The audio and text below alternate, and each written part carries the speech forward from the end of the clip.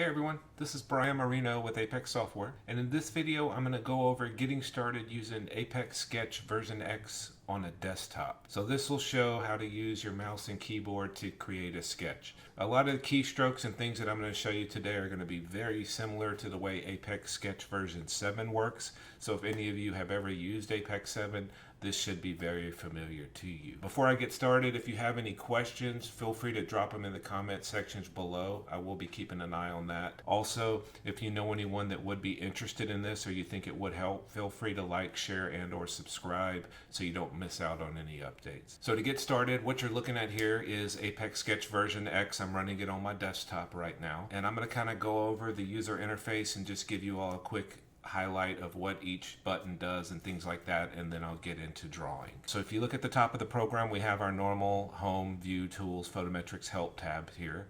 So under home, that's where the common cut, copy, paste, undo, redo things are. The next tab we have is view. Under view, that allows you to view your calcs, navigate between pages, and apply a couple of different settings like grid on, off, and filter. Next tab is tools. Under tools is where we can go to settings. Also, we can get into angle snap, line snap. What that allows you to do is change your draw settings on the fly. If you're interested in checking that out, you can go and look at it and maybe play with the settings and see what they do. Next, we have photometrics. I won't get into that too much today, but what that allows you to do is load an image, set the scale, and then trace it. It's good for like blueprints or aerial images or things like that.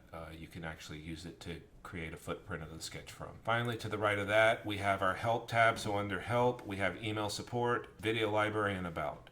The email support tab, if you have any questions or comments or would like to see a certain feature that's not here yet, click email support, shoot us an email, let us know you'd like to see it, and we could see about squeezing it in. Video library, you should find this video along with any other videos I've put out on how to use AVX under the video library tab. And then finally about, that'll take you to the about window where you can check and see what version of Apex you're using and a few other details on the version. Moving down to the left side of the program, this left bar here I call the drawing toolbar. This will be where all the tools you use to create or edit your sketches are going to be. The top one is edit. If you're in edit, that's what mode you need to be in to move, delete, adjust any area you're going to be in edit. Below that is draw. So draw is the mode you're going to be in when you're drawing an area that you want to define or get the calculations of. This will be the main drawing function you'll most likely use. Again, this is what's used to draw the footprint of a building that you want to calculate the square footage of. Moving down below that, Freeform. It's the same as interior in version 7. Freeform is just lines in the sketch. So nothing, it's not used to calculate. It's used to just show where things are. For example, if you wanted to draw a road and kind of show where it was, this is the mode you would use. If you wanted to draw a line to just point at something, this is the mode you'd want to be in as well. Below that, we have define. So define is the mode or the tool we will come to identify what we have drawn. So Apex 7 is a draw first, define second drawing program. So we're going to draw everything first. When we're done drawing, we're going to come to this tool to identify what each shape is. Below that, text. The text library is pretty self-explanatory. Basically, select a label on the right. It'll show up in the middle of the screen. You can drag it and drop it where you want it. Below that is symbols. They're still in development. I will have more on that in the future. And then finally, calculations. The calculation panel will give you a list of everything drawn as well as a breakdown of kind of how it was calculated and things like that. So if you want to look and see if your area was defined and if it's being calculated, this is where you can come to quickly see whether or not it's there. Moving down to the bottom left, we have center, center and fit, grid on off, and filter. So these are just quick access options here. I use center all the time. I use center and fit all the time. There are shortcut keys on the keyboard to do this as well, and I will go over those shortcut keys as I start sketching, but these are on-screen buttons you can actually click on to center or center and fit. If you wanted to turn the grid off or on, just click here, it'll turn off, click again, it'll turn it back on. And then moving over to the bottom right corner, we have 1 of 1. This is letting you know how many pages you have in your sketch and what page you are on. If you wanted to add a page, you could click page right, it would add one, or page left would add one before. So this is kind of how you navigate between pages, add pages, and see what page you're currently on. So that should give you a quick overview of the user interface and what the buttons do. So now I'm going to get into how to draw an area. To get started drawing an area, you're going to click on the draw icon here on the left side for draw area. And you'll notice you're in draw mode because it puts a gray cursor right in the middle of the screen. That indicates you are in a draw mode, you're ready to start drawing. If your cursor is gray, that means the pen is up, it's not on the page. So if I click and drag with my mouse, or if I use direction arrows on my keyboard, it's actually going to move the cursor in the direction I select on the keyboard. So basically you can use your keyboard or your mouse to place the cursor where you want to start drawing, and then when you're ready to draw, go ahead and tap enter on the keyboard. The cursor will turn green, and that means you're ready to start drawing. So the way you're going to enter your measurement is you're going to type in the distance of the wall, then you're going to tap the direction arrow. You want to draw that line on the keyboard, and then you're going to tap enter on the keyboard to place it. So let's say I had a 20-foot wall going to the right here. I would type in 20 on the keyboard, tap the right arrow, and then tap enter, and it will place that line on the page. The next wall we want is going 10 feet straight down from this wall. So I'm going to type 10, tap the down arrow, tap enter. Next wall is 4 feet left, so I'm going to tap 4. And as I'm calling out numbers that I'm typing in, if you keep an eye down here on the bottom right corner of the program, you'll see a number I'm typing show up at the bottom of that screen. So I typed in 4, tap the left arrow, tap enter. Then I'll go 7, down, enter, 10, right, enter. And basically we'll kind of repeat that to get the footprint started. I'll come 35, down. Okay, so you'll notice I drew off screen here, and the cursor, it followed me off screen and it kind of pushed everything up. So I could continue drawing here. I could go 20 left, enter, 6 up, enter, 6 left, and just keep on moving like that. Or I can hold shift and hit C, and it will center and fit my sketch on my screen. So if you prefer to see it all as you go, do shift C once it draws off screen, and it'll bring everything back into view. Otherwise, you can continue on drawing even though you moved off screen. So let's say I'm looking at this and I realize, you know what, I made a mistake there. The 6-foot wall on the right should have been 8 feet. So the way I can fix that is I'm just going to tap delete on my keyboard 3 times, and it deleted 3 walls back. Now I'm going to tap 8 up, enter, and then to reinsert the rest of the walls I deleted, I'm just going to tap the insert key on my keyboard, and it reinserted the other 2 lines I deleted back. So I didn't even need to remember what those measurements were. I just went and corrected the line I needed to fix, and then hit insert, and it put all my other lines back. So moving on, let's say we have a bay window we've come up to now, and we need to draw that bay window. Typically, bay windows are measured using rise and run. So let's say this bay window had a rise of 2 and a run of 2. So it goes 2 down, 2 left to get my angle. So on my keyboard, I'm going to tap 2, and I'm going to tap the down arrow. And then without hitting enter, I'm going to tap 2, and I'm going to tap the left arrow. And you'll see on screen, it's showing me 2.8 is the length of the wall. It's showing me a 2 and 2 rise and run. And right behind the cursor, you can kind of see it showing a 45. The cursor is covering it a little bit, but that's showing me a 45-degree angle there. So once I've kind of confirmed those measurements, I'm going to go ahead and tap enter, and then I'm going to draw the middle wall of the bay window, which is 6 feet to the left. And then for the second side of the bay window, rather than going 2 up and 2 left, I'm just going to tap the B key on my keyboard, and it'll quickly draw that bay window for me, mirroring the first side and making everything match up. As I said, you can go 2 up, 2 left to draw it, or you can simply tap B and it'll quickly draw that second angle for you. All right, so I'm going to go 15 feet up, and I showed you how to draw a smaller angle using rise and run. Let's say we had a larger wing-like angle, and it's a little harder to measure rise and run on those larger angled walls.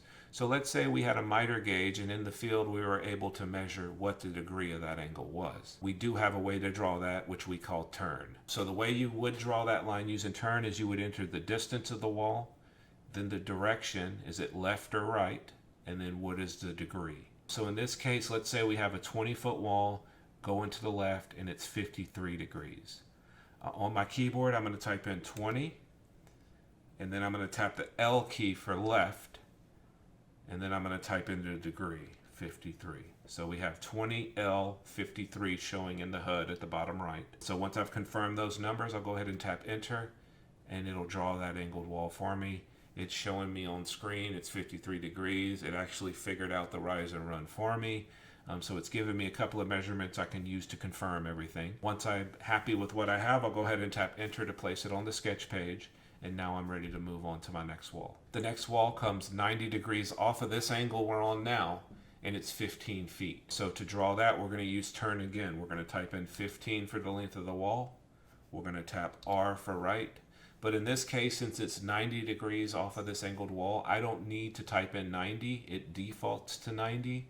So I'm just going to tap enter. And there's my 15-foot wall going to the right at 90 degrees. So I can confirm those measurements are correct and then tap enter to place it. So now I have two more walls I need to draw to close this area. I need to square it up and I need to draw back to my point of beginning. So the lines you're seeing on the screen here, we call them witness lines. Those are going to help you to do this. So the 17.8 showing there, that's how far it is from where you're at to where you started, which is the bullseye. The 10.9, that's how far to the right you need to go to square it up. And then the 14 is how far straight up you are from that point. Any of those lines you can click on to draw them. So in this case, I want to draw the 10.9 foot wall. I'm just going to click it and it'll draw that line for me. And then the 14-foot wall, I can either tap A on my keyboard or I can click the bullseye and it'll draw to that point.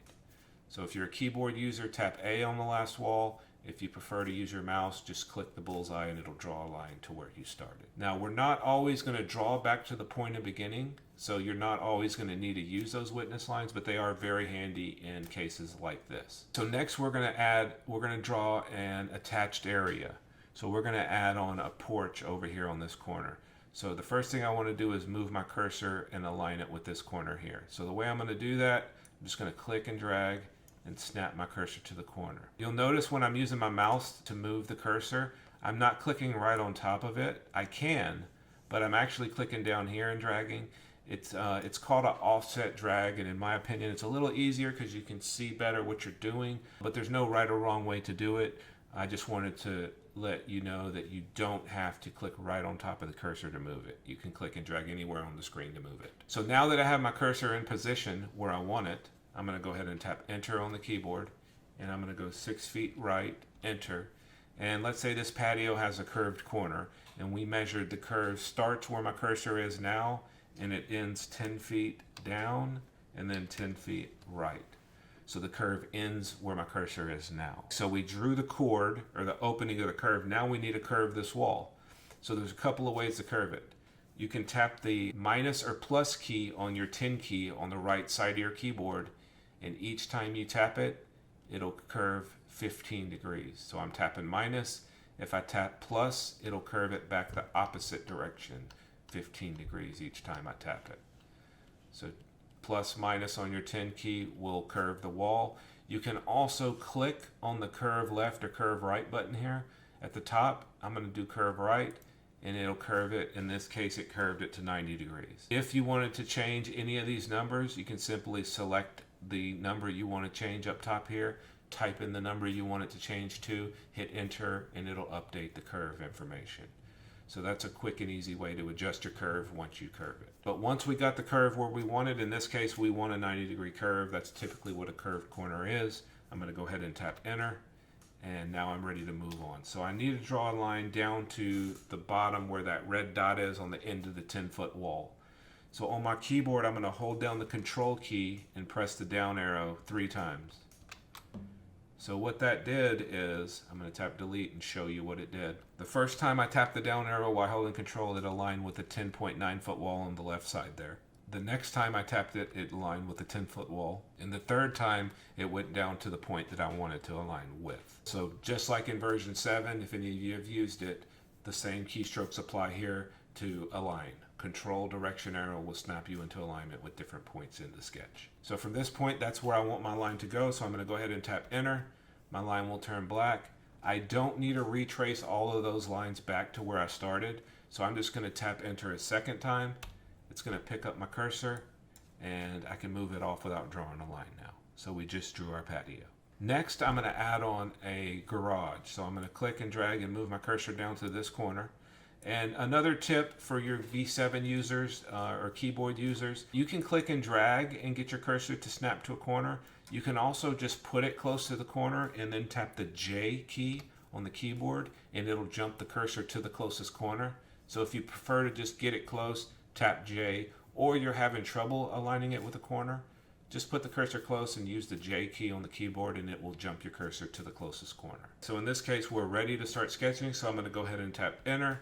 My cursor will turn green and I'm going to go 20 right, enter, 24 up, enter, and then I'm going to control left arrow and just snap it into alignment with that line. Tap enter. I don't need to trace back down this wall, so I'm going to hit enter a second time so my cursor turns gray, and now I'm ready to move on to my next area. So I have one more area to draw here. I have a second floor. So let's say on this house, you know, the second floor pretty much follows the footprint on the first. The only difference, this is all an open area, and I've determined the second floor starts on this corner here and comes down and comes over to this point here. So I'm going to go ahead and drag my cursor and snap it on the corner I want to start drawing from. Tap enter, and then I'm going to come 12 feet down. We'll go 6 left, and then I'll control down until I'm aligned with that corner. Tap enter, and then I'm just going to click this red dot to quickly draw that line. I'm going to tap enter a second time to turn my cursor gray. I don't need to retrace all the lines that are already there, so I'm done. I'm ready to move on and start defining my areas. So now that we have everything drawn, we have a first floor, a second floor, a garage, a patio. We need to go identify what those areas are now. So the way we're going to do that is we're going to come here to define. And when I click on the define icon, I get a define area panel here on the right side with a list of different area types. So my first floor is going to be this piece here, but it's also going to be this piece here. Now, a quick tip on defining areas and your label placement. Wherever you click the first time, wherever this auto post dimension label shows here for the square footage, wherever that shows up, that's where your label will post for first floor and the square footage, or whatever label you have set to post, that is where it will show. So if I wanted it to show here, make sure and click there first, and then I'll click inside this piece. So now everything highlighted in blue is my first floor. So I'm going to come over here to the right, select first floor, and click apply. So now my first floor is defined. So my second floor, I want my label to post about right here where my cursor is. So I'm going to click there first, and then it also comes over to garage. So I'm going to select the garage second, and now everything highlighted there is my second floor. So I'll call that GLA2, second floor, and apply. Next, we have our garage. So I'm going to click right in the center of the garage. We'll call that garage and apply. And then finally we have a patio here. So I'm going to click in the patio, come over to my list, select patio, apply. So now we have all of our areas defined. So from this point, I'm going to come back over to edit. I'm going to click and drag in the blank grid area. And if you click and drag in the blank grid area, you can just kind of move your sketch around the screen. So I know I want to move this second floor off the top. So I'm going to kind of click and drag and move my whole sketch over to the left. And then I'm going to click inside the second floor and click and drag it up to the right here. And then I'm going to click center and fit. So you'll see what it did. We quickly drew that second floor by only drawing 4 lines, and then we used a footprint of the whole first floor and garage to get the rest of it. Now you may notice a couple of things here that need to be updated. For example, we have 2 20-foot labels here. Well, the reason there's 2 20s there is because it kept the 2 20s that came from the garage in this area. If we wanted to just get one label here of 40, we can click the point separating the 2 lines right here, and then just press delete on your keyboard, and it added a 40-foot label and combined them into one. Let's say we also noticed, you know what, that bay window should not have been on the second floor, it's only on the first, so we need to remove that bay window. I'm going to point and kind of roll my wheel and on my mouse and zoom in on this point a little bit so we can see it a little better. And so the way I'm going to get rid of this bay window, I'm not going to reopen the area. I'm just going to click the endpoints the same as we did on the combining the labels. I'm going to click the endpoint, but in this case, what it's going to do is it's going to delete the lines and give us a single dimension label here as well. So now we have a 14 there, we got rid of it, and you'll see that the square footage updated as we were deleting. So I'll center and fit back out so we can see everything. And so now we don't have a bay window, we have our single label on the bottom. Let's say, you know what, we also notice that 40 at the bottom, this line here, should have actually been 30 feet, and this should have been 10 feet. So this 24-foot wall actually ended 10 feet over the garage. It didn't go all the way to the to this back wall. So we need to make an adjustment there as well. So the way we're going to do that, we're going to select the 24-foot wall by clicking on it. And then we want to move this wall 10 feet to the left. So on my keyboard, I'm going to tap 10.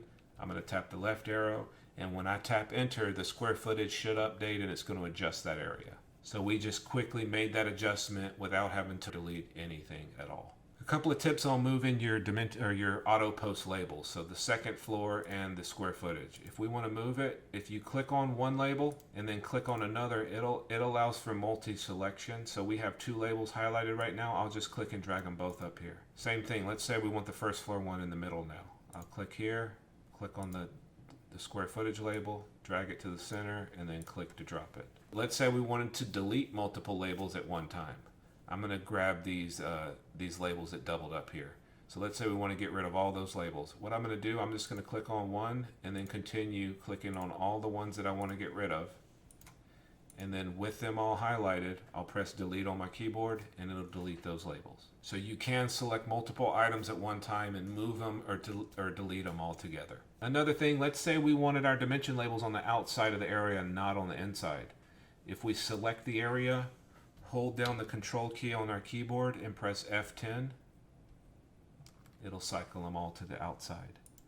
So each time you press F10 while holding control, it'll cycle inside, outside, and turn them off. Next, I'm going to go over auto subtracting an area. Let's say we had a open area or some stairs that we need to subtract the square footage from out of that second floor. So next I'm going to go over how to do that. So I'm going to kind of zoom in on this second floor and drag it to the center so it's a little easier to see. And I'm going to go into draw mode. And what I'm going to do is draw my open area. So let's say the open area starts where my cursor is now. I'm going to go ahead and tap enter. And we'll go 12 feet right, 6 feet down, draw it back to the left, and close it. So now that we have our open area or our stairs drawn, now we need to define it. So I'm going to come here to define. I'm going to select the area. I'm going to select stairs as my area type. And before I click apply, I'm going to come down here to auto subtract from. And I'm going to select second floor as what I want to subtract it from. And when I apply this, that square footage should drop. So I'm going to go ahead and hit apply, and it dropped to 1216. So we quickly subtracted those stairs from that second floor when we defined it by telling it to subtract it from the second floor. So I'm going to zoom back out so we can kind of see it. So that's how you would do that. That's how you would quickly subtract one area from another. That's typically used for like wraparound porches, atriums, open to below areas, stairs. Usually that's how I see it done.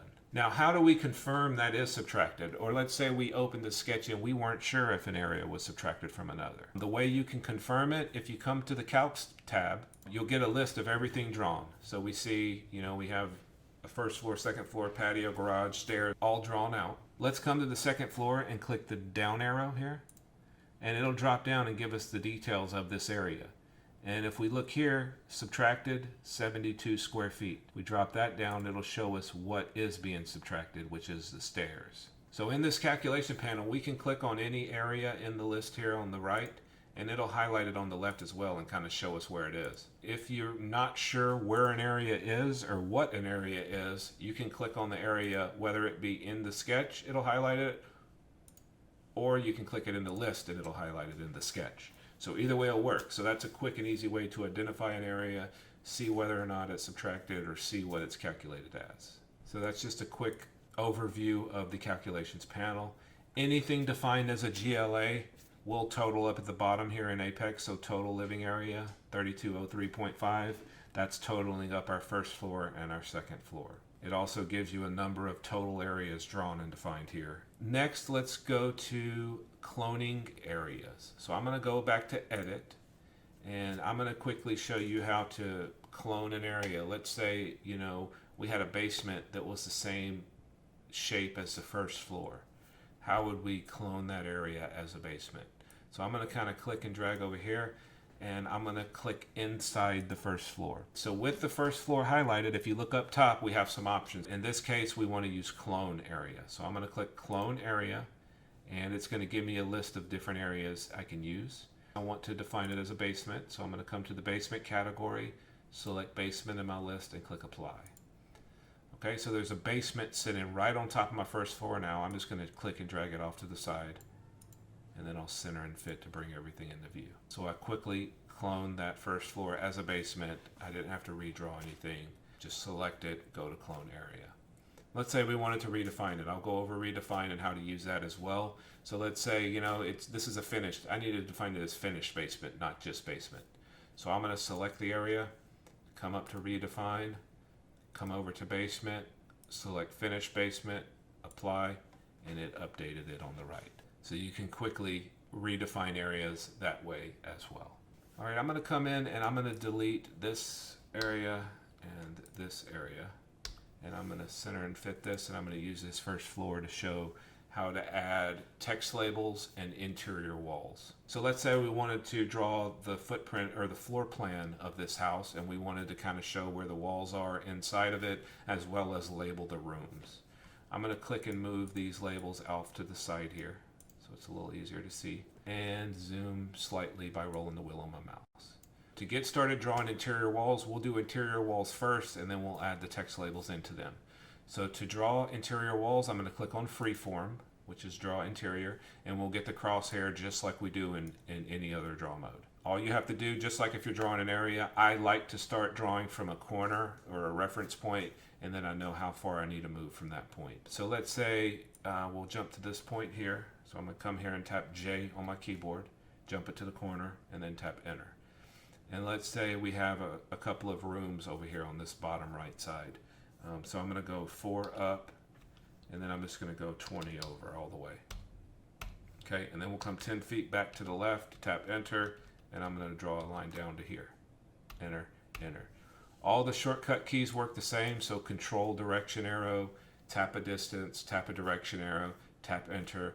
All of that works exactly the same with Freeform, so the way you draw the areas will apply to the way you draw your freeform lines. The only difference is freeform lines aren't used to calculate, and they don't have dimension labels on them. As you can see, they're thinner, no dimension labels on them. So that's how you would draw your interior walls. Now let's say we want to add some text labels in to show what those rooms are. To do that, we're going to come over to the text icon, and we'll get a list of labels here. So let's say that these are bedrooms. So I'm going to click on the bedroom label. It'll place it right in the middle of the screen for me. I'm just going to click and drag and put it where I want it, and then click off of it, and it'll place it. So we'll call this next one a bedroom as well. So I'll click bedroom again. I'll just drag it and drop that right inside that bedroom. Okay. Let's say we have an office as well. I'll come down to office, click it, and I'll drop it right here. Pretty self-explanatory. Just select the label. It'll show up in the middle of the screen. Click and drag it where you want it, and then tap Enter or click to place it. If you want to edit or move any of these after you've placed them, come back into Edit. You can select any label, click and drag it and move it somewhere else. You can also come up top here and change some properties of it. You can make it bigger, smaller by clicking the A-, A+. You can make it bold, italic, underlined, so you can kind of customize how it looks here, as well as if we needed to make a quick change to it, for whatever reason, we could come up here, say it's a kitchen / dining. You can come in and select it, change it, and then when you click off of it, you have your adjustment there.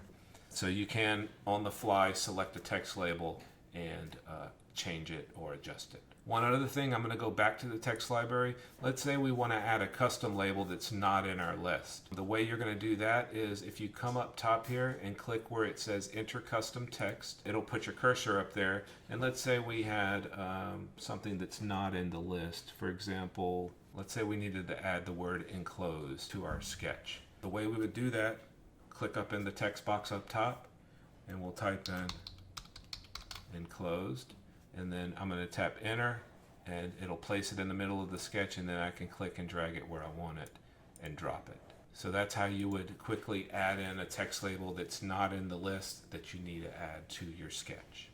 So I think that kind of wraps it up. That should give you the basics of getting started using ApexSketch version X on a desktop with a mouse and keyboard. Again, if you have any questions, feel free to drop them in the comments section below. If you know anyone that would be interested in this, feel free to like, share, and/or subscribe. Otherwise, I will catch y'all on the next one.